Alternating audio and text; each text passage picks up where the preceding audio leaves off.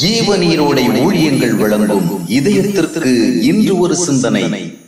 அவரிடம் உண்டு. தந்தையின் பையில் ஏராளமான பணம் உள்ளது. ஆனால் அவர் அருகில் நிற்கும் மகனுடைய சட்டை பையில் 5 பைசா கூட இல்லை. அதற்காக அவன் கவலைப்படுவானோ? தேவையில்லை. தந்தையின் பை கனமாக இருக்கும் போது மகனுக்கு கவலை அவசியமில்லை. இந்த உலகத்தில் நாம் இல்லாமைகளின் நடுவில் வாழலாம். பணம், பொருள், செல்வங்கள் நம்மிடம் இல்லாமல் இருக்கலாம். ஆயினும் அவைகளால் நாம் கவலைப்பட தேவையில்லை. நம்முடைய தந்தையாகிய தேவனிடம் உள்ள நிறைவுகள் நம்முடைய குறைவுகளை சந்திக்க போதுமானவை.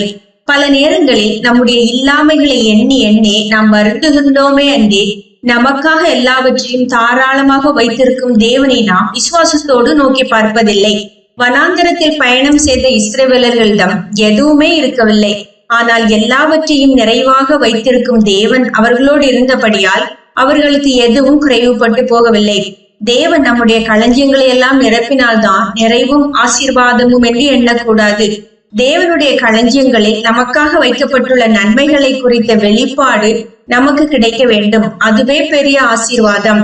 எனவேதான் தேவனோடு வாழ்ந்து பழகிய தாவீது பலவித போராட்டமான சூழ்நிலைகளில் கூட கர்த்தர் என் மேய்ப்பராய் இருக்கிறார், எனவே நான் தாழ்ச்சி அடையேன் என்று விசுவாசத்தோடு அறிக்கையிட்டான். எல்லாம் அவனிடம் இருந்ததால் அவன் அப்படி கூறவில்லை. கர்த்தர் அவனுடைய மேய்ப்பராக அறியப்பட்டிருந்தபடியினாலேயே அவ்விதம் கூறினான்.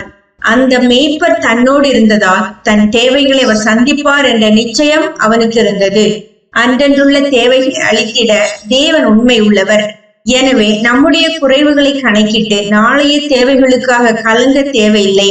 கர்த்தர் நடத்துவார். நாம் தேட வேண்டியதெல்லாம் தேவ உறவும் தேவ ஐக்கியமும் தான்.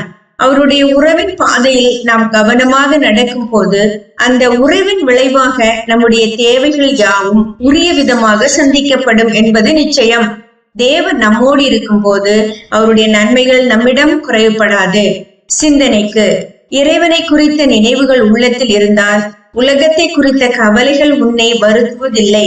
இறைவனை குறித்த நினைவுகள் உள்ளத்தில் இருந்தால் உலகத்தை குறித்த கவலைகள் உன்னை வருத்துவதில்லை.